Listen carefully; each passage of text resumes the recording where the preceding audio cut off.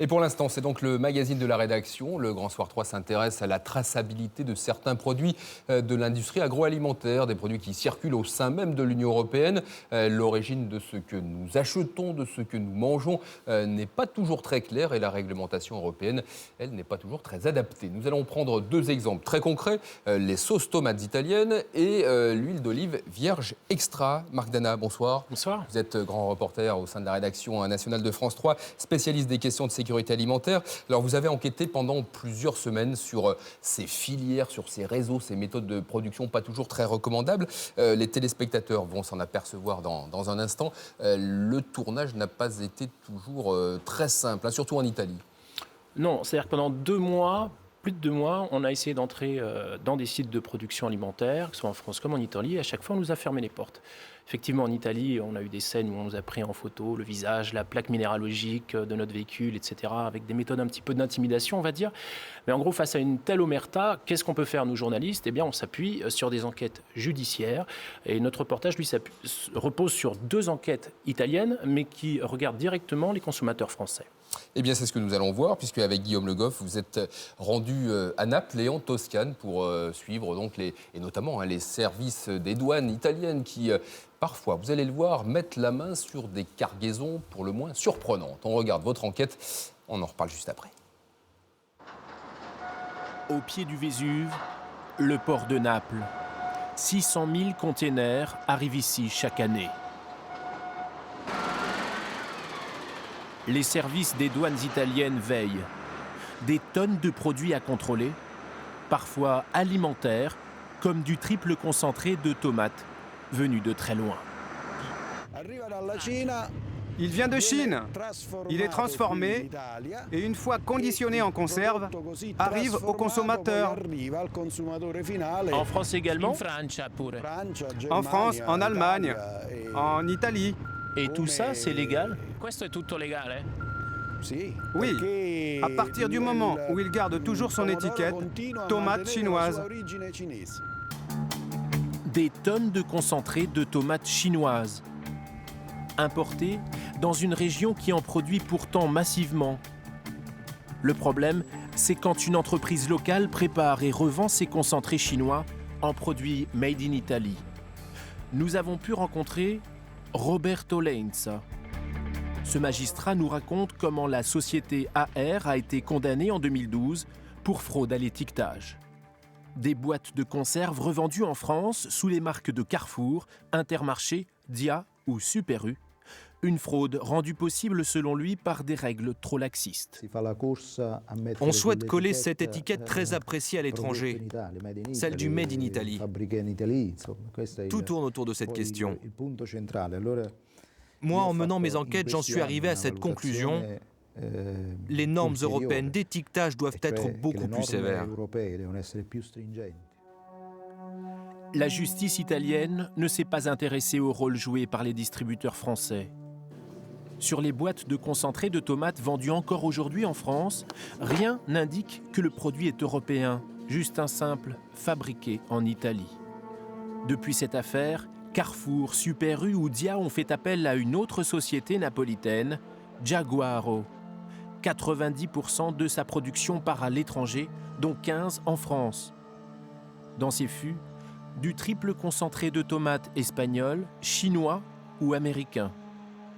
Nous avons voulu demander si ce produit chinois était toujours vendu en France, mais les gardiens de l'usine nous interdisent de tourner. Vous ne devez pas rester ici. Vous devez vous en aller et puis c'est tout. C'est nous qui vous donnons l'autorisation de tourner ici. Mais on se trouve sur la voie publique. Mais laisse tomber la voie publique. Parce que vous n'avez rien à faire sur cette rue. C'est moi qui te le dis, compris ?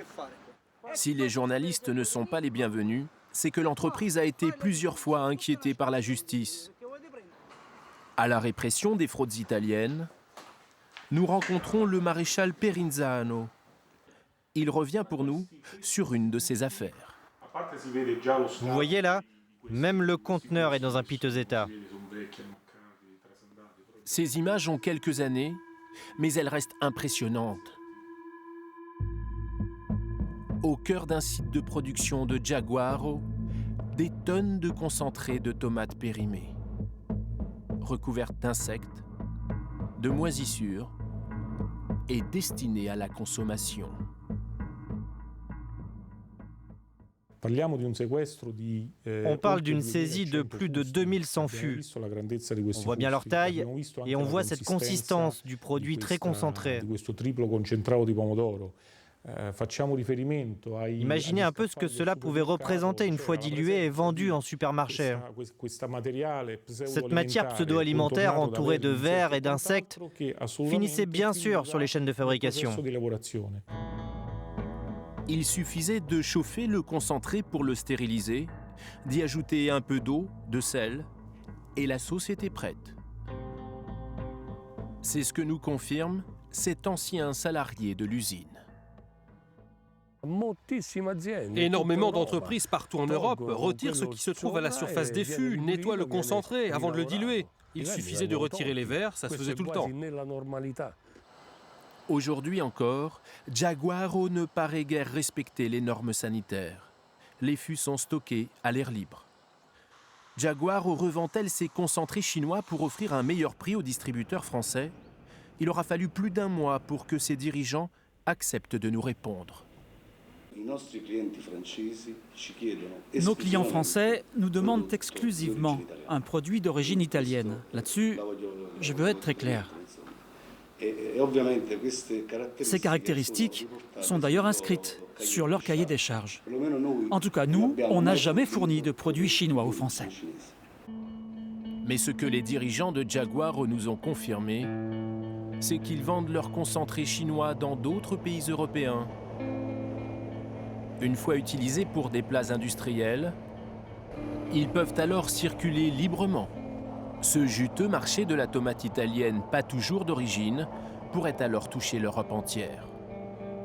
Un autre produit du soleil est soumis lui aussi à des règles d'étiquetage qui permettent bien des libertés, l'huile d'olive. Direction la Toscane, connue pour ses paysages de vignes et d'oliviers. Fiammetta Nizzi est une oléologue reconnue d'huile vierge extra. Selon elle, pour consommer cette catégorie d'huile, il faut y mettre le prix.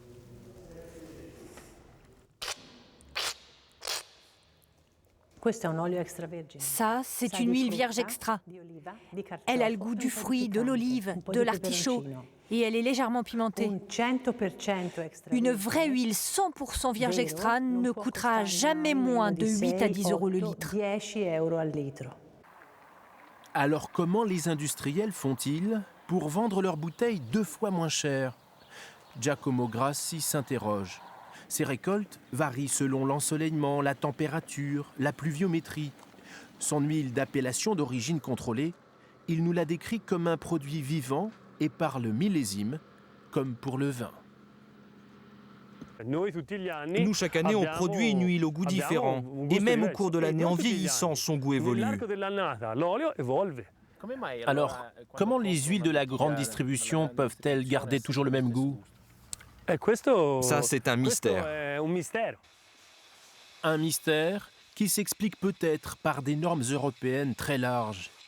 Normalement, une huile d'olive vierge extra ne dépasse que rarement un taux d'acidité de 0,2%. Pourtant, Bruxelles autorise un plafond 4 fois supérieur. Les industriels peuvent ainsi mélanger une huile vierge extra avec des huiles qui ne le sont pas. Maintenir ainsi le même goût année après année et coller légalement leur étiquette vierge extra. Face à de tels mélanges, le consommateur ne sait plus vraiment d'où vient son produit. L'information se limite souvent à une huile qualifiée d'européenne. Pourtant, les industriels de Provence comme de Toscane communiquent sur le pays d'origine de leurs huiles. L'huile d'olive Carapelli, tout en elle parle d'Italie. Dans la majeure partie des cas, ces huiles d'industriels italiens comme français sont en fait d'origine espagnole ou grecque et parfois de moins bonne qualité. Chez un de leurs fournisseurs, la société Valpesana, les services de contrôle italiens ont saisi en 2012 plus de 8000 tonnes. Comme ses concurrents, Valpesana a mélangé des huiles de différentes qualités. Rien d'illégal officiellement. Mais elle a également utilisé des huiles qui n'auraient jamais dû finir sur le marché. C'est ce que nous confirme Fabio Lattanzio. Cet ancien chimiste de l'entreprise parle d'une huile d'olive désodorisée provenant d'Espagne, un produit chimiquement neutre issu de mauvaises huiles d'olive qui permet notamment de gonfler les volumes. Cette huile désodorisée, c'est le produit magique dont a besoin l'industrie oléifère. Imaginons que je me retrouve avec 100 000 tonnes d'un vieux produit qui ne respecte pas les normes européennes de l'huile vierge extra. Je modifie ses caractéristiques chimiques, je le chauffe, et après ce raffinage, je me retrouve avec un produit artificiel, mais qui respecte ces critères.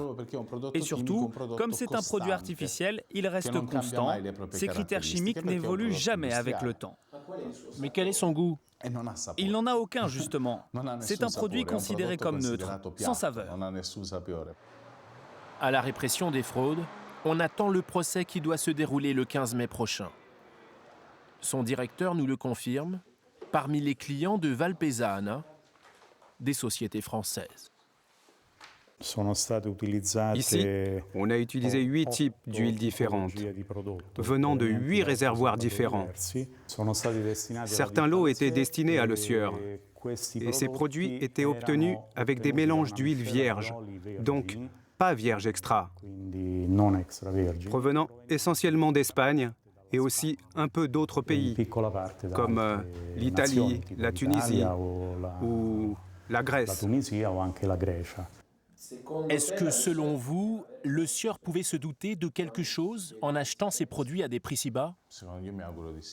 À mon avis, bien sûr que oui. Le sieur s'est même rendu chez nous pour réaliser des inspections et des audits. Maintenant, évidemment, on ne leur montrait pas toujours ce qui se passait vraiment. J'imagine qu'on leur montrait les chiffres auxquels ils s'attendaient. Et mon rôle de chimiste dans l'entreprise, c'était justement celui-là, de changer ces données. Mon rôle dans l'entreprise devenait alors différent, et le fait de ne pas vouloir être impliqué dans ces fausses informations qu'on donnait, dans ce type de mécanisme, a fait que je suis devenu, pour l'entreprise, une personne sur laquelle on ne pouvait plus compter. Valpesana continue à vendre ses huiles dans toute l'Europe.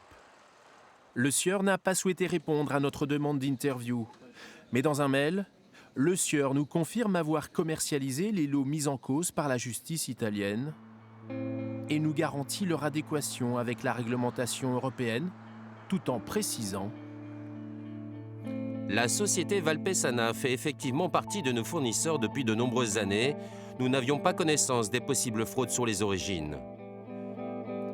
Nous allons immédiatement vérifier auprès de notre fournisseur vos accusations sur les lots cités et prendrons les mesures nécessaires à l'issue de notre audit.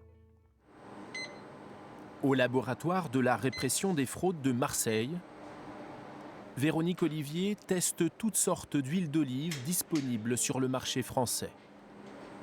Selon elle, tout revendeur d'huile d'olive est responsable de ce qu'il commercialise. À partir du moment où ils mettent un lot sur le marché et pour des raisons de traçabilité, ils sont obligés de s'assurer que ce qu'ils mettent sur le marché est sain et loyal. Et ça, c'est pour des raisons de traçabilité.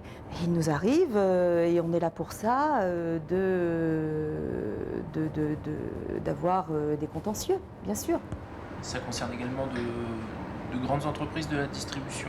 Ça concerne tout le monde. Repérer l'origine exacte des huiles vierges extra semble pourtant simple. En comparant acides gras et triglycérides, on peut relever leurs empreintes digitales uniques au monde et propres à chaque région. En Toscane, les producteurs comme Giacomo ne se plaignent pas. Face aux fraudes, une clientèle avertie et toujours plus importante achète son huile, mais à 20 € le litre. Ceux qui n'en ont pas les moyens sont condamnés à consommer des mélanges sans avoir de garantie sur leur réelle provenance.